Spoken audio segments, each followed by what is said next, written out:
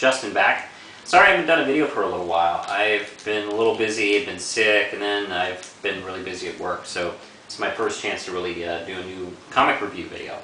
And I got quite a bit here, so some of these I'm just going to rush through. And let's start off with Madame Xanadu. Let's see, as usual, Matt Wagner and Amy Reeder-Hadley are doing a terrific job. And we're still in the middle of their story arc for the first story arc for the series. This is issues 4 and 5. 4 finishes up her stay in China, and 5 goes into France with Marie Antoinette. Beautiful artwork as usual. Somebody else is coloring her work now. It's let's see, it's not as light as I think she was doing her own work, but it's still really good. And the story by Matt Wagner was terrific. I think it's kind of almost like a romance, actually, between her and Phantom Stranger, who's kind of a dick. I don't know. I mean, I've never thought of him. I've never had really any impressions of the Phantom Stranger. He's always popped in and out and really, I don't know, not really giving any impression to me.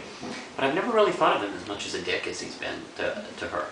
I mean, has he always been a dick? I don't know. I've always thought the Spectre was a dick, but Phantom Stranger not so much. I mean, if Rob Zombie knew about this when he made that song about him, I don't know.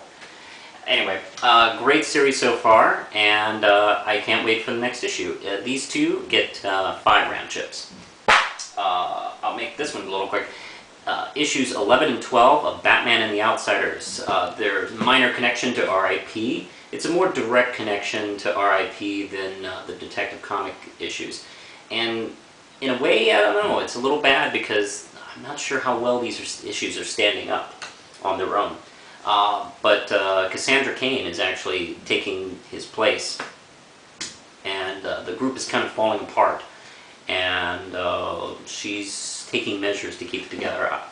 You know, this is actually more enjoyable than the Batgirl miniseries that's going on right now, which I will review next video out.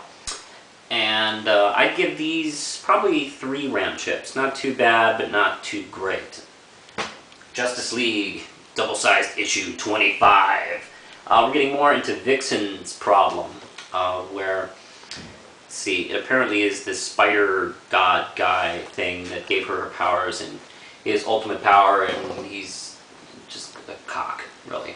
And let's see, next issue starts a little quest of hers to solve her superpower problems.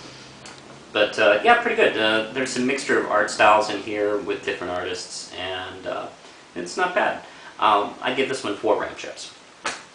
Secret Invasion, finally almost there. This is issue 7 out of 8, and the invasion's suddenly not going so well for the Skrulls. The Marvel heroes are attacking back in big numbers. The Watcher shows up as usual. They're in the big crossovers.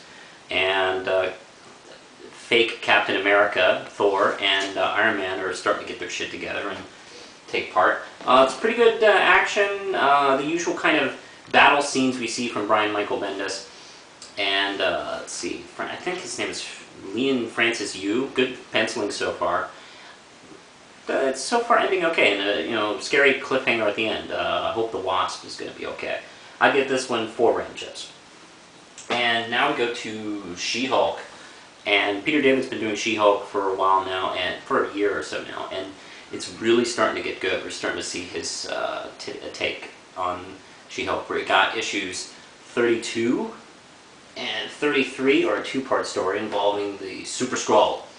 And 34 is a new story. Let me start off with this one. This 2-parter is pretty neat. Her friend Jacinda is the daughter of Super Skrull, and she's been sort of banished. Well, not banished, she's hiding out on Earth because she has been a wanted woman for quite a few years when she failed to complete a mission. They're a little strict on the Skrull planet. Anyway, there's a bit of a father-daughter reunion in this storyline, and of course She-Hulk's in the middle of it.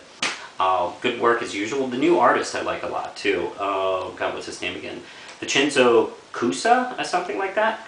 He's got kind of a light, almost anime quality, but not exactly. but you know, I like it a lot. And it's not too connected to Secret Invasion, even though the banner is at the top. It's really good. I like this. This one gets 4 RAM chips.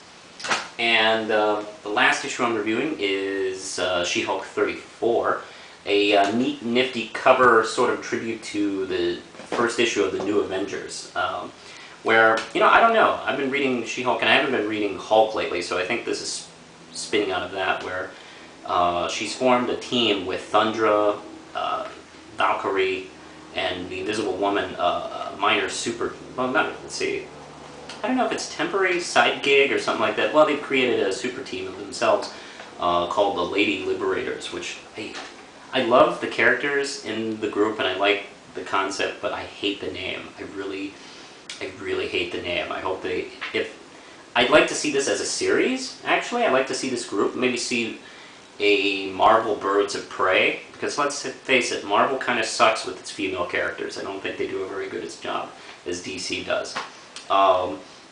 And this would be, you know, a nice touch, but they got to change the name. I think Jeff Loeb created this concept, and you know what? It does.